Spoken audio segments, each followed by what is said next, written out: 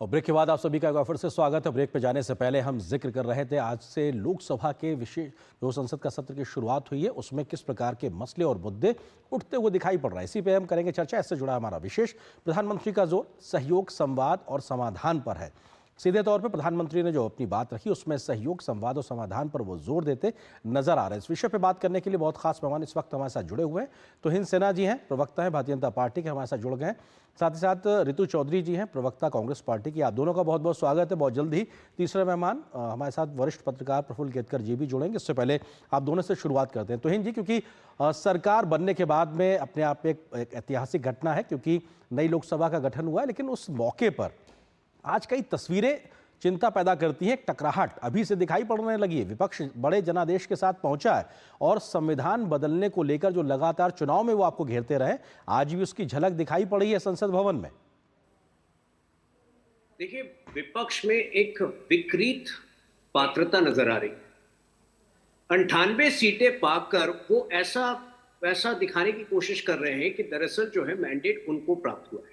हम विपक्ष का सम्मान करते हैं। प्रधानमंत्री मोदी जी ने हमेशा विपक्ष का सम्मान किया है, लेकिन जिस प्रकार से आज ये लोग संविधान की किताब लेकर आए थे, देखिए सच ये है कि ना तो ये लोग संविधान की किताब को ढंग से पढ़ पाए हैं, ना उसका सार समझ पाए हैं।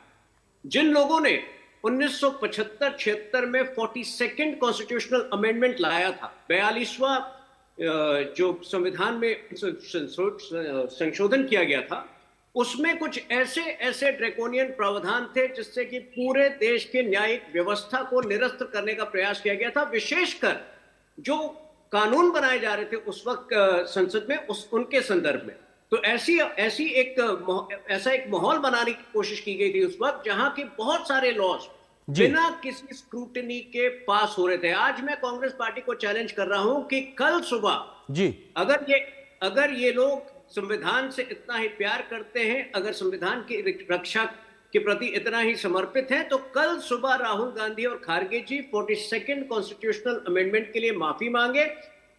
ये 42nd कॉन्स्टिट्यूशनल अमेंडमेंट ने न केवल न्यायिक व्यवस्था की नींव को कमजोर किया था इस देश में, बल्कि कुछ ऐसे शब्द हमारी प्रियम्बल में जोड़े थे जो कि पूरी तरह से आर्बिट्ररी तरीके से जोड़े गए। ठीक है, तो हिंद जी आपके इस आरोप को आगे बढ़ाते हैं। रितु चौधरी जी हमारे साथ मौजूद है कांग्रेस की प्रवक्ता के तौर पर। रितु जी, क्योंकि जो बात तो हिंद जी कह रहे हैं बीजेपी के प्रवक्ता के तरीके से, साथ ही साथ आज हमने सुना प्रधानमंत्री ने इमरजेंसी का जिक्र करके कांग्रेस को उसके द्वारा संविधान परिवर्तन के मसले पर कहीं ना कहीं घेरा है। तो ऐसे में कांग्रेस बैकफुट पर दिखाई पड़ रही है। भले आप संविधान बचाने या बनाए रखने की बात करें, लेकिन किस प्रकार का एक इतिहास रहा है वो भी कभी खत्म नहीं होता, वो दिखाई पड़ता रहता है। एक बार फिर से वो सामने आया है। रितु जी, देखिए आरेंद्र, हमारे देश में लगभग 4 बार इमरजेंसी लगी है, जिसमें 3 बार घोषित और चौथी बार जो है, जो कि अभी भी चल रही है, वो घोषित इमरजेंसी चल रही है। 1961 में लगी, 1971 में लगी, 1975 में लगी। और इनको 1975 की इसलिए याद रहती है क्योंकि इसी में इनका जन्म भी हुआ था भाजपा का। लेकिन ये भूल जाते हैं कि उसी इमरजेंसी से इनका जन्म हुआ और आज ये इमरजेंसी की बात करते हैं, जिस पर कि राहुल गांधी जी और हमारे जो है कांग्रेस के अध्यक्ष जो है माननीय खड़गे जी ने कई बार ये बात कबूली है कि वो हमसे गलती हुई, लेकिन उसके बावजूद भी ये बार बार इतिहास के पन्नों में जाकर उसको कुरेदते हैं। जैसे कि नेहरू और गांधी का नाम लेते हैं, वैसे ही इमरजेंसी का नाम लेते हैं। अगर इनके 10 साल के कार्यकाल को देखा जाए तो तमाम जर्नलिस्ट को जो है, सैकड़ों हजारों जर्नलिस्ट को इन्होंने जेल में डाल दिया, क्योंकि वो मोदी सरकार के खिलाफ आवाज उठा रहे थे या उसके जो है जो उन्होंने किया उसको जो है जनता को बता रहे। दूसरी बात, इन्होंने जो है 150 एमपीज को पार्लियामेंट में से जो है निष्कासित कर देते हैं, उनको जो है पार्लियामेंट से बाहर कर देते हैं, उसके बाद ये बिल पास करते हैं। ये देखिए कितनी गंभीर स्थिति है ये लोकतंत्र में। इसको इमरजेंसी बोलते हैं, लेकिन ये घोषित है, ये घोषित नहीं है। जो है हजारों लाखों किसान जो है बॉर्डर पर रोक दिए जाते हैं और तमाम रास्तों पर जो है कीलें ठोक दी जाती है, खाइयां खोद दी जाती है, ताकि वो राजधानी में प्रवेश ना कर सके। इसको अघोषित इमरजेंसी कहा जाता है। बिना किसी की सलाह के, केवल उद्योगपतियों की सलाह पर नोटबंदी जैसे बड़े फैसले ले दिए जाते हैं और पूरे देश को लाइनों में लगा दिया जाता है। इसे अघोषित इमरजेंसी कहा जाता है।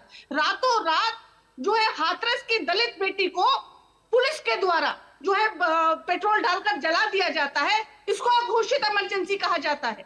13 महीने से मणिपुर जल रहा है और ये आज तक उस मणिपुर का ठीक है मां ऋतु नहीं जी, बोल पाए। ऋतु जी आप ये कह रही हैं जी, इमरजेंसी कहा जाता है। ठीक है ऋतु जी आप ये कह रहे हैं कि मौजूदा वक्त में अघोषित इमरजेंसी बीजेपी की ओर से लगी। मैं आपके आरोप का जवाब तुहिन जी से लेता। तुहिन जी वो ये कह रहे हैं कि साहब उन्होंने घोषित इमरजेंसी लगाई थी इंदिरा जी के समय में, उसके लिए राहुल गांधी जी माफी मांग चुके हैं, खड़गे जी माफी मांग चुके हैं, लेकिन आप लोगों ने तो अघोषित इमरजेंसी लगा रखी है और उसकी वजह से देश में बड़ा तकलीफें हो रही हैं।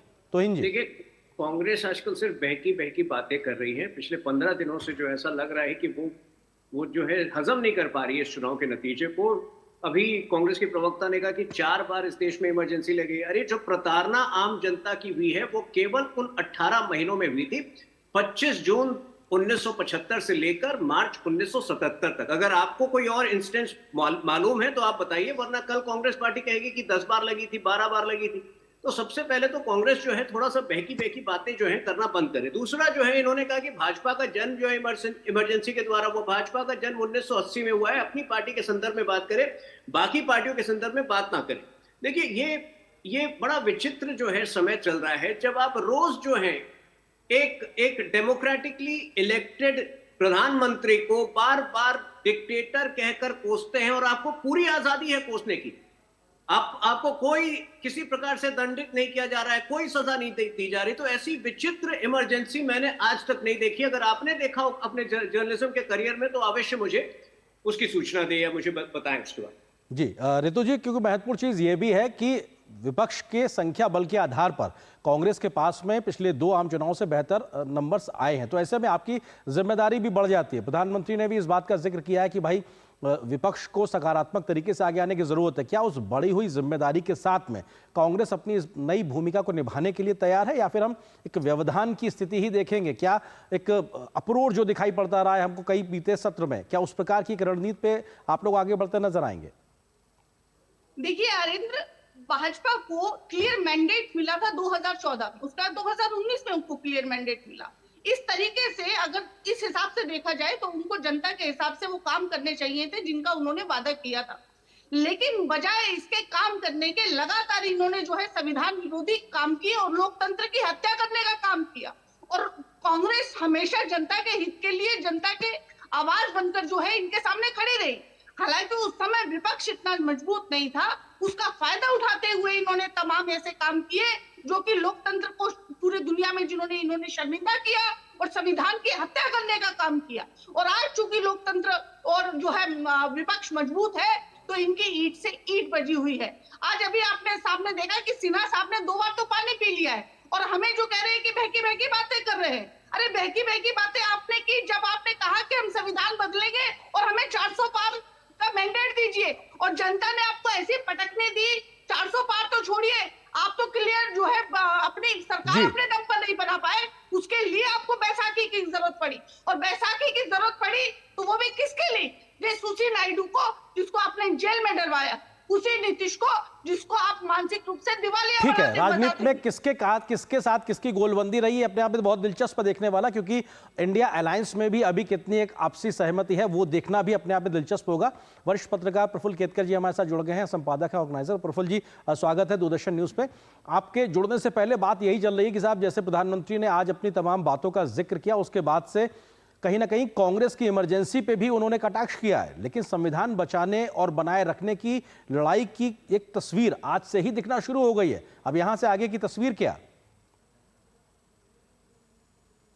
प्रफुल्ल जी देखिए, मुझे तो लग रहा था कि शायद आज प्रोटेम स्पीकर के विषय को लेकर और शपथ को लेकर ही शायद हंगामा शुरू हो।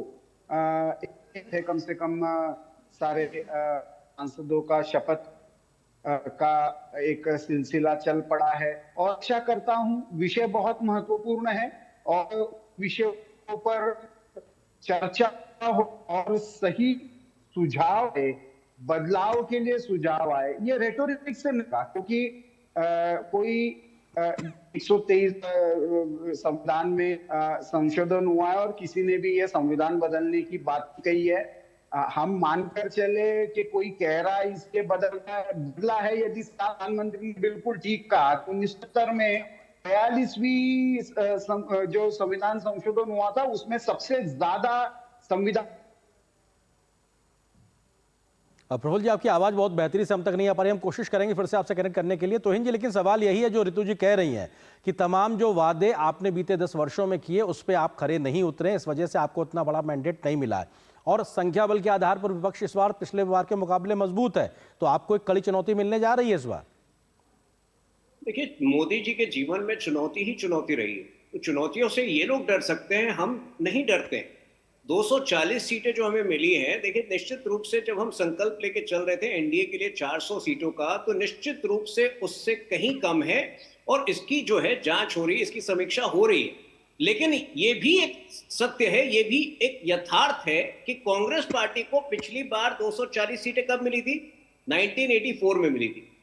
और आज अगर मैं कांग्रेस में होता तो आज मैं बहुत चिंतित होता। तीसरी बार विपक्ष में आज भी मतलब ये लोग जो हैं केवल और केवल नकारात्मक सोच से ही आगे बढ़ रहे हैं। आज ये प्रोटेम स्पीकर को लेकर इन्होंने इतना बड़ा बवाल खड़ा किया, लेकिन आज 20 दिन बीत गए चुनाव के बाद, इनको एलओपी इनके कौन होंगे अभी तक ये नाम तय नहीं कर पा रहे। तो मेरे ख्याल से थोड़ा सा विपक्ष को सकारात्मक रूप लेकर आगे आना चाहिए।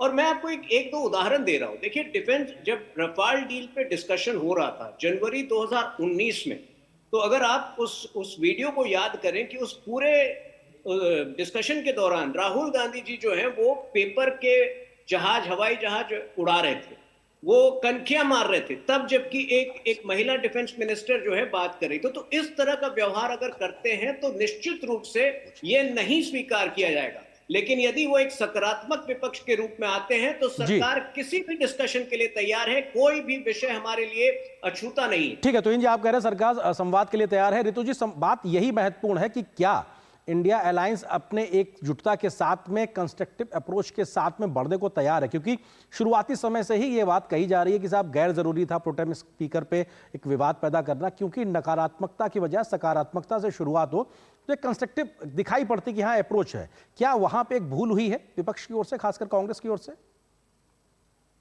देखिए अरेंद्र, भूल कैसी, अगर इनको इनके जो है कार्य, इनकी नैतिक जिम्मेदारियां याद दिलाई जाए, इनको ये याद दिलाया जाए कि आपने संविधान की कसम उठा के इस देश की जनता का भला करने का निर्णय लिया है, आपने जनता को विश्वास दिलाया है, तो क्या आप केवल दलित होने की वजह से 2 सीनियर एमपीज को प्रोटेम स्पीकर नहीं बनाते, जो 8-8 बार से जो है 8वीं उनकी टर्म चल रही है, चाहे वो भाजपा के हो चाहे वो कांग्रेस के हो के सुरेश जी।